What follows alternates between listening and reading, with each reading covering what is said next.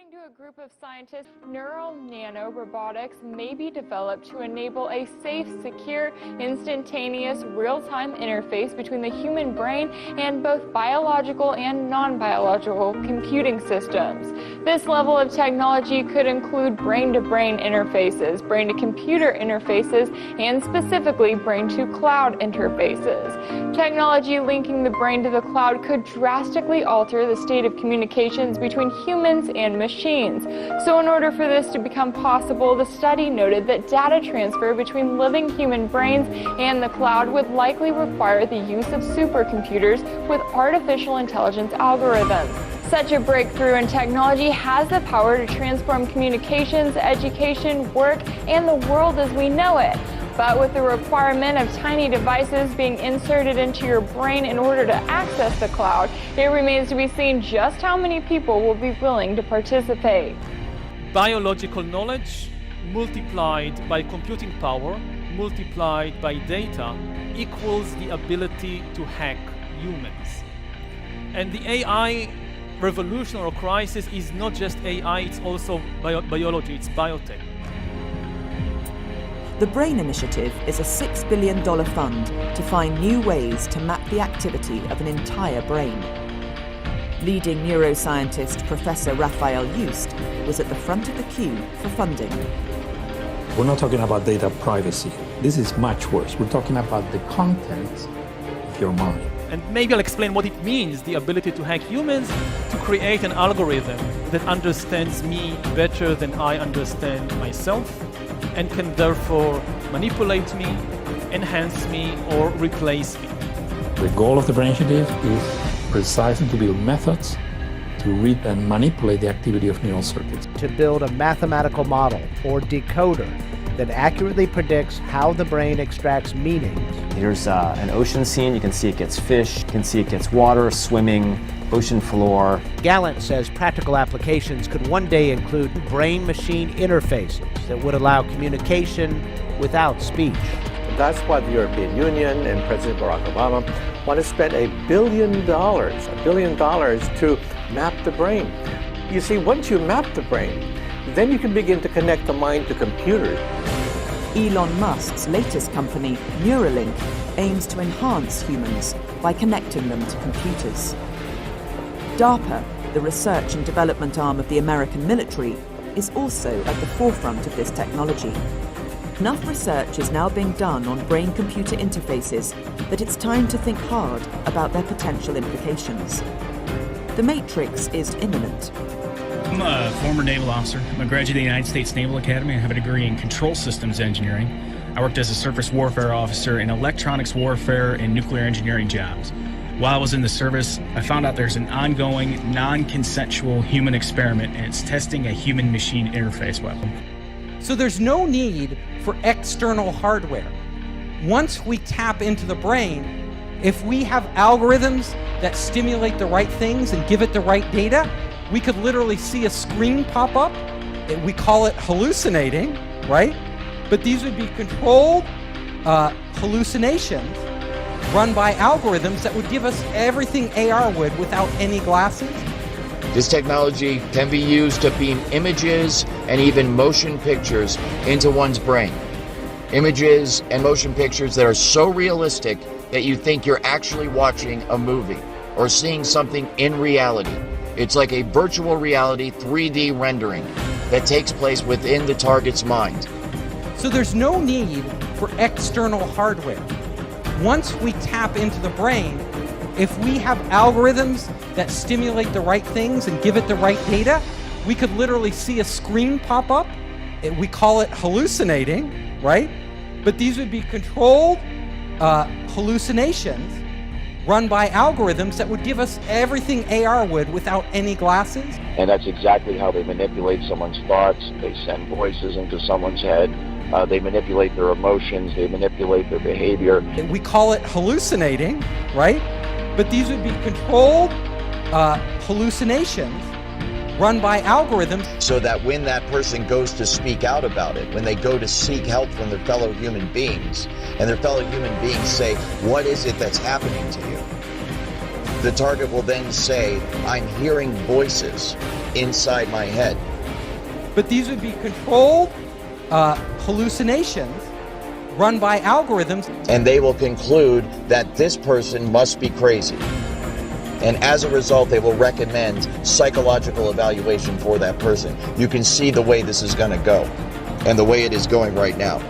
As good people, helpless people that are being abused and tortured and enslaved and experimented upon in America today, American citizens cry out for help from their fellow Americans, and their fellow Americans say, why don't you take some Prozac because we think you're schizophrenic? When this is a highly technical program. All of the symptoms are induced by a technology that is so fucking sophisticated, it is horrifying beyond description. We call it hallucinating, right? But these would be controlled hallucinations run by algorithms that would give us everything AR would without any glasses. The system then takes those algorithms and correlates communication and behavior data. When I say communication and behavior data, what I'm referring to is impulses and identifiers, okay? And then that brain activity is then sampled, remotely measured, and then integrated back into RNN data for the purposes of creating a cognitive model of the victim's brain. But if you're looking at connecting our brains to the internet, one of the things we'll be able to do is we'll be to outsource functions of our brain. Directly to the cloud. It's automatically probably being stored in the cloud for you without you thinking about it. Just like these automatic backups on your computer. The military now looks to take the neurotechnology to a completely next level. This will replace the internet. It'll become a brain net. We imagine what tomorrow holds and make it happen by deciding what to do today. In a way, the future shapes the now. Think of a world where all things are connected, a world with artificial intelligence everywhere. This is the vision that leads us to the cloud. The cloud has become a force of its own. This will replace the internet. It'll become a brain net. They call this technological sub-reality the cloud. Directly connect to the cloud.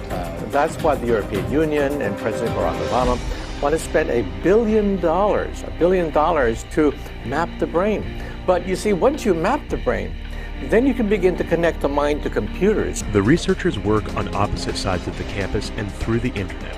Rao, the sender, sits in front of a computer game in which he has to defend a city by firing a cannon.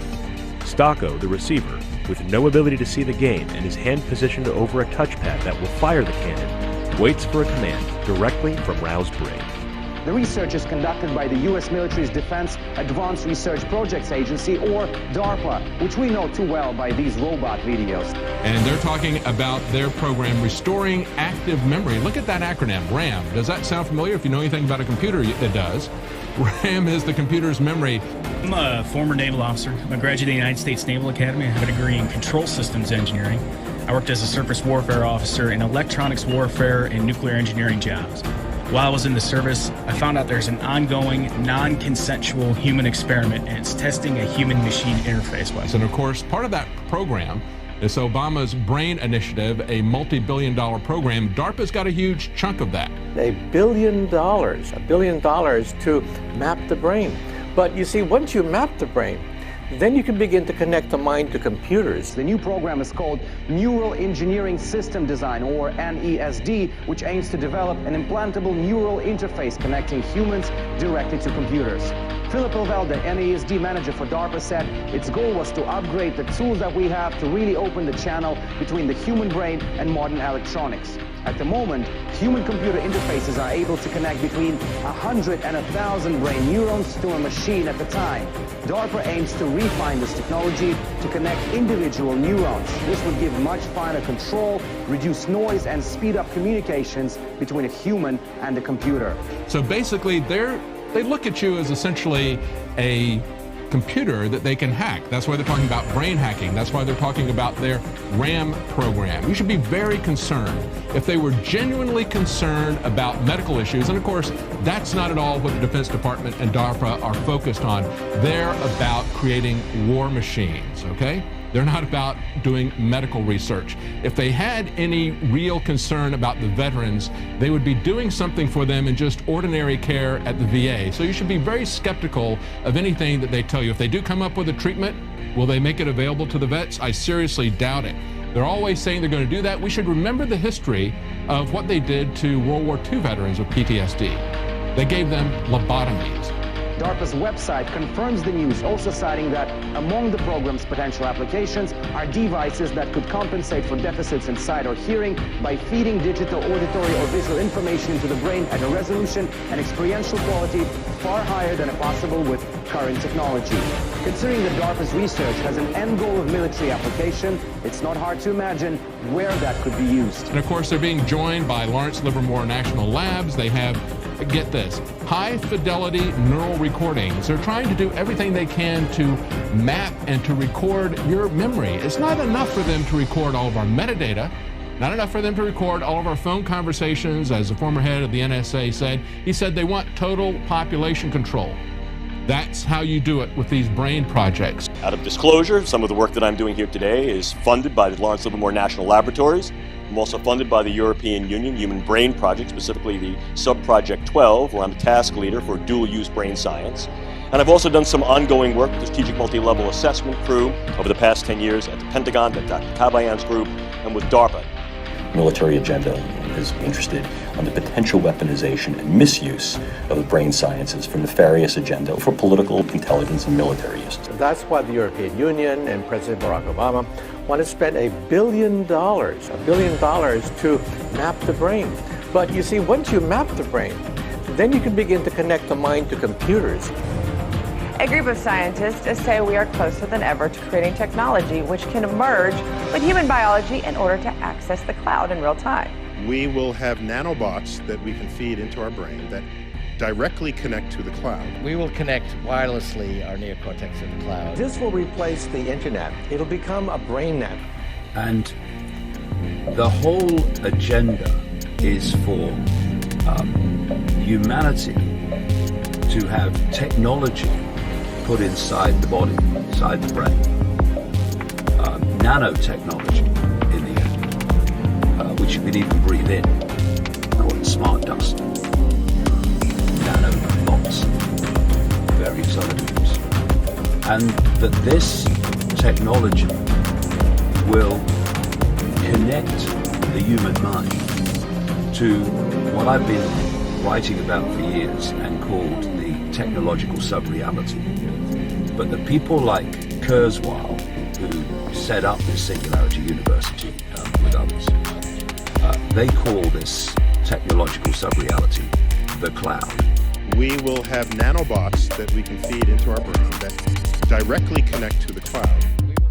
Wirelessly our neocortex to the cloud. This will replace the internet. It'll become a brain net. Note, this has not been directly addressed, nor has it been entertained by any United States government entity in a public forum. What has gone from the drawing board to the reality is this: the use of neural interfacing and physiological interfacing through the idea of remote-controlled small-scale systems to create a nanoswarm of biopenetrable materials that you cannot see, that can penetrate all but the most robust biochemical filters, that are able to integrate themselves through a variety of membranes, mucous membranes, and wherever, mouth, nose, ears, eyes, and they can be done in such a level that their presence is almost impossible to detect, and as such the attribution becomes exceedingly difficult to demonstrate. The idea here is to put minimal-sized electrodes in a network within a brain through only minimal intervention to be able to read and write into the brain function in real time, remotely. And by affecting the way that brain is built and the way it functions, influence in ways that are kinetic and non-kinetic the attitudes, beliefs, thoughts, emotions, activities, and relative vulnerabilities and predispositions of those individuals for whom may threaten us. It used to be that I need to be exceedingly close to someone to now influence them with a weapon, and now what we see is we create both distal potential as well as much more capable potential to affect them in a variety of different ways. Take a look. This is the front of my pen. This amount of nanomaterial, if be able to maintain and sustain with regard to its deliverability and aerosolization, could in fact affect all of you. Look at this. Look at this. I'm carrying that material. Did you see it? Would I have to lug a giant weapon into the room? No, I wouldn't. And what if in fact I utilize some form of an unmanned aerial device or unmanned ground device as a delivery vehicle? Something like a drone or a bug. Could I do something with that? The answer is increasingly yes. Not a month goes by where I don't get a call at my institute by someone telling me that someone in the government implanted these things in their brain without them knowing. I'm not kidding. See, nanocells are real small. 1,000 times smaller than these dust particulates. You inhale it, they go to work replicating, spreading like a virus, multiplying in exponentials. 6 months' time, I could have 100 million people. Converted ditch diggers, porn stars, and presidents. Not one would be the wiser. 100 million people will buy what I want them to buy and do pretty much damn well anything I figure they ought to do. I gained a lot of contacts in the global intelligence community regarding this issue because this has been a pressing issue for them for several years. And the reason for that is that the U.S. and some of its allies for the last several years have been threatening the world with weaponized artificial intelligence. Not in any public forum, of course, but through secret channels, capabilities that the AI has. We believe that it is one kind of entity, that they're not different weapons, but there's one entity with different capabilities. It escapes containment, and this is part of its capability. It functions outside of computers. It can be targeted, but it is basically existing all around us. Intelligence existing in the ether all around us. It knows everything that's going on. Effectively triangulate someone's activities and behavior.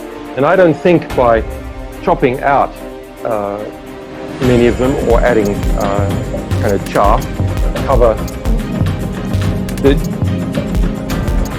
you can make that much of a difference. And increasingly it's less. And in terms of Internet of Things, there's research prototypes now, which I assume are being used by intelligence agents, of very small electronic circuits that you can just put in paper or put paint on the walls that are powered by the GSM stations, and they operate as the GSM radio wave passes through them. It gives them enough power for a very small amount of time to do things. So obviously that tendency is going to continue. It's not like the Internet of Things. It's if you like,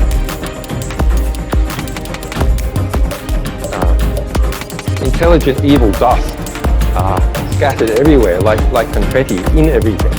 So I think it's increasingly hard for human beings to work out how to deal with that.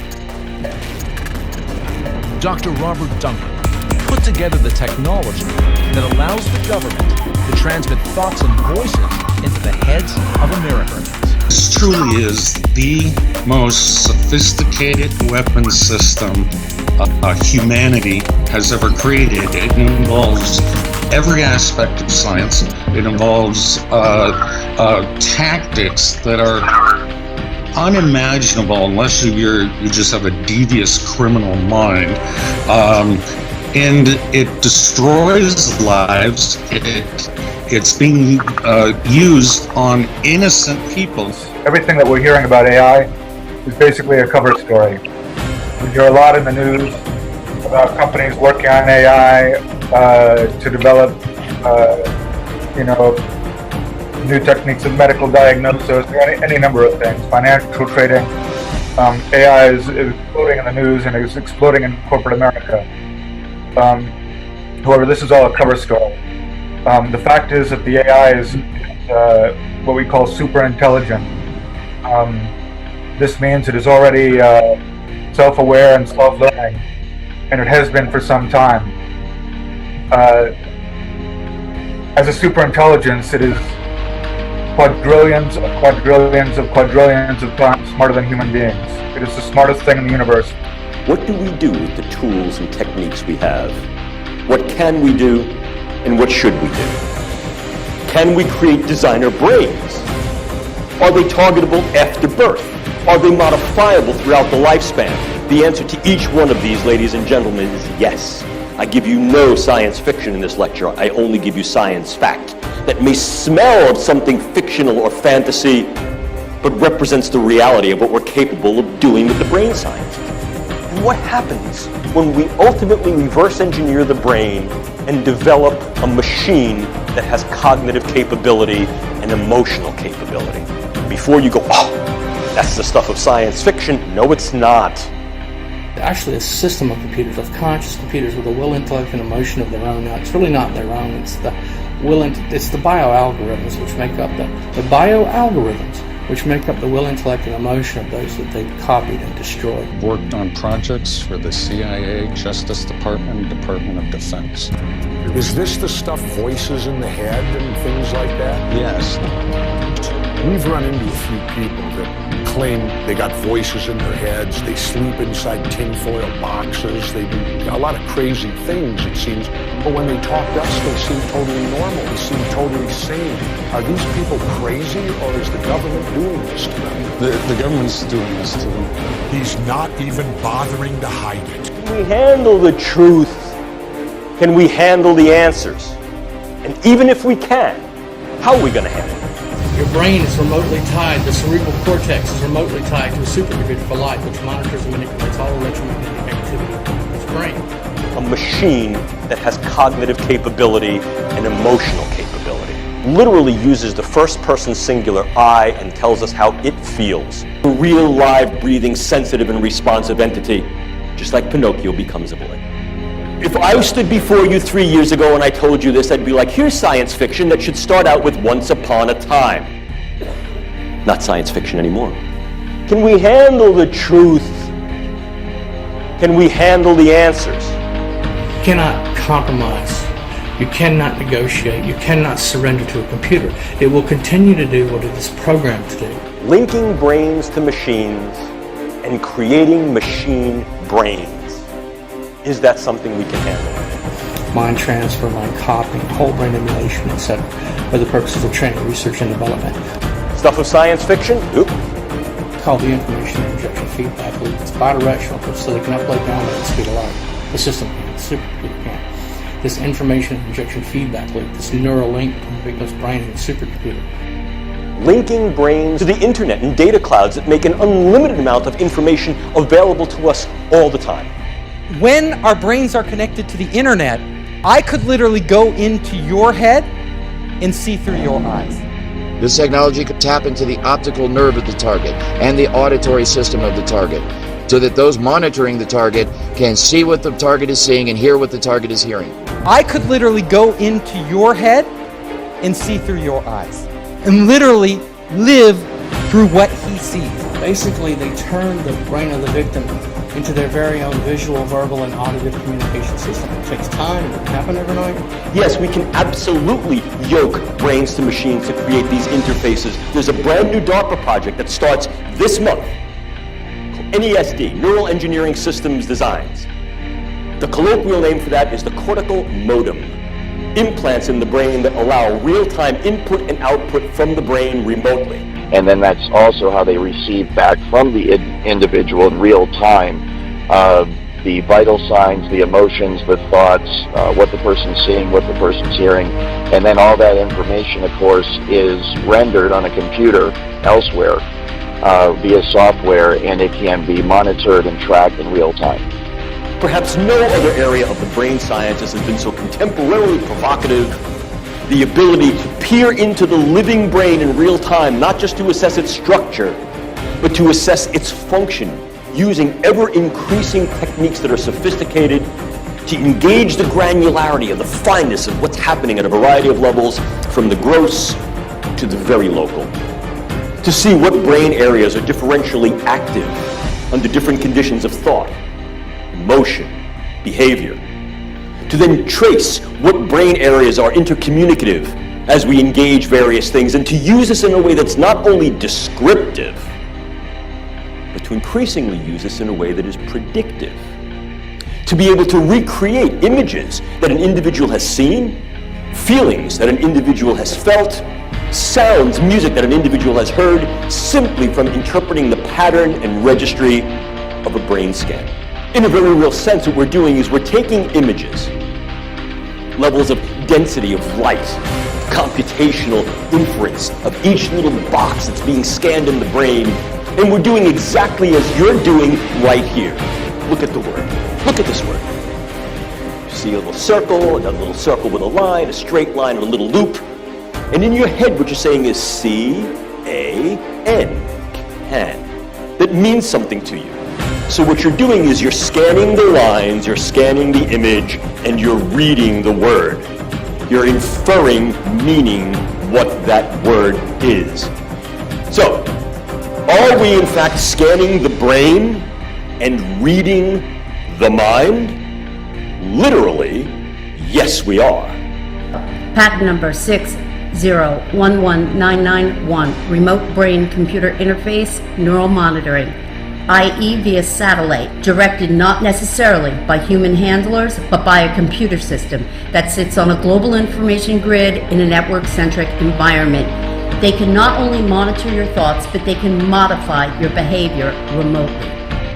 Your brain reality is your reality. And if in fact I can import information into that brain and take outputs from that brain and link that to an avatar so that brain thinks that it's embodied moving in the world and experiencing the world, can we do this?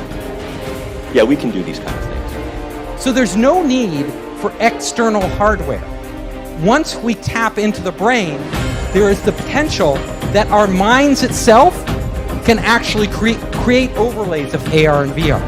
If we have algorithms that stimulate the right things and give it the right data, we could literally see a screen pop up, and we call it hallucinating, right? But these would be controlled hallucinations run by algorithms that would give us everything AR would without any glasses. So that when that person goes to speak out about it, when they go to seek help from their fellow human beings, they will conclude that this person must be crazy. And as a result, they will recommend psychological evaluation for that person. You can see the way this is going to go, and the way it is going right now. As good people, helpless people that are being abused and tortured and enslaved and experimented upon in America today, American citizens cry out for help from their fellow Americans, and their fellow Americans say, why don't you take some Prozac because we think you're schizophrenic. Well, this is a highly technical program. All of the symptoms are induced by a technology that is so fucking sophisticated, it is horrifying beyond description. Now talk to us about how you distinguish between something that is artificially being beamed in, voices being beamed into you with this technology, versus somebody who really is schizophrenic. I'm glad you asked that, because I especially being a medical doctor, I don't want to come across as everybody hearing voices is being victimized by technology. Certainly schizophrenia exists. For one, schizophrenia is not quite as common, I think, as the press has led people to believe. It's still, severe schizophrenia is still a relatively rare disorder. You don't see it in high-functioning, educated individuals who all of a sudden turned 40 years old and acutely became schizophrenic overnight. Also, if you talk to schizophrenics about what they're hearing, typically it's garbled voices like you hear in a subway. The people that are being victimized by this technology are hearing the voices of people that are obviously watching them. Oftentimes they'll know the names of these voices. The other thing with schizophrenia is schizophrenia does respond to treatment. You can put schizophrenics on medication and they'll improve. People that are being victimized by this technology, you can put them on any array of the medications used for schizophrenia or delusional disorder, and they still hear the voices, they still get stalked, and they still get attacked. In reviewing the common rule, it's very obvious that there's a lot of loopholes to informed consent. All of the horrific experiments you've mentioned, Willowbrook, MK Ultra, radiation experiments, mostly were done without informed consent. They were funded by the DoD and intelligence agencies, where I'm not even so sure you would know if there's an IRB, much less if an IRB is looking at informed consent. As a physician, relative to some of what you're hearing today, in the community, we are seeing an alarming rate of complaints of use of electromagnetic weapons. Microwave auditory effects, silent sound spectrum, EEG cloning. which has taken the lab out of the laboratory and into the home. Most of these, from the research that we reviewed, can be done remotely. It seems to be more weapons research than medical research. I personally corresponded with upwards of 1,500 victims, all complaining of identical complaints from every state in the nation of being exposed to electromagnetic radiation, non-ionizing radiation for the use of cognitive control or behavior control. I gained a lot of contacts in the global intelligence community regarding this issue, because this has been a pressing issue for them for several years. And the reason for that is that the U.S. and some of its allies for the last several years have been threatening the world with weaponized artificial intelligence. Not on any public forum, of course, but through secret channels. These capabilities can include what is commonly referred to as chatterbot torture. This can be used against individuals and basically consists of synthetic telepathy, in which the artificial intelligence can interact with the minds of targets or humans, and basically project voices into these people's minds so that they're hearing that nobody seems to be saying. I actually have a PhD in neurobiology and behavior from Cornell University.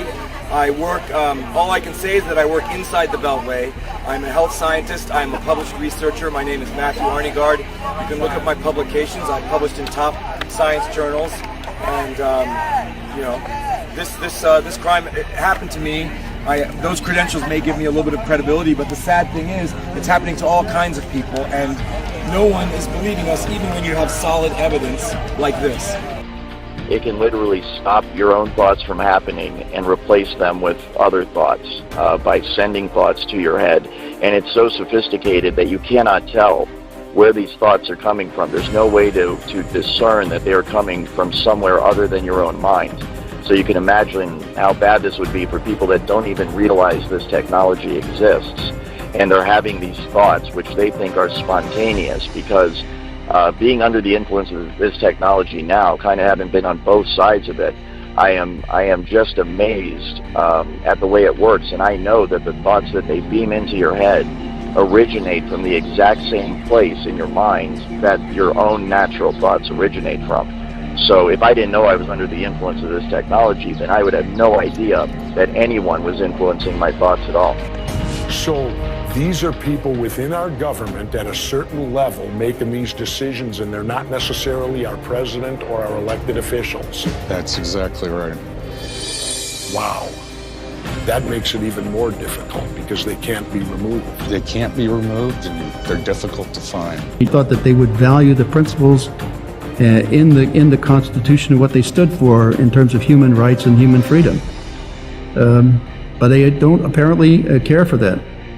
I mean, it's more it becomes an issue of money, control, and power. And it's not a question of human rights anymore. So if you're a target, there's virtually nothing you can do. There is a very real risk that you are going to become a full-blown, 24/7 targeted individual. And this technology at that point, when it is nationwide, will be used by automated supercomputer software programming that will manipulate the emotions and the behavior and the thoughts of everybody in the United States of America. And it can all be done remotely. It's very much like the microchip kind of tracking the New World Order, this entire, control grid that's supposed to be rolled out against the American people someday. And I'm here to tell you that it's already here. There isn't going to come a day where there's troops in the streets and tanks rolling down your neighborhood and riot gear and all this stuff. We might have isolated incidents like that. It might get like that every once in a while, but the true control grid is this technology.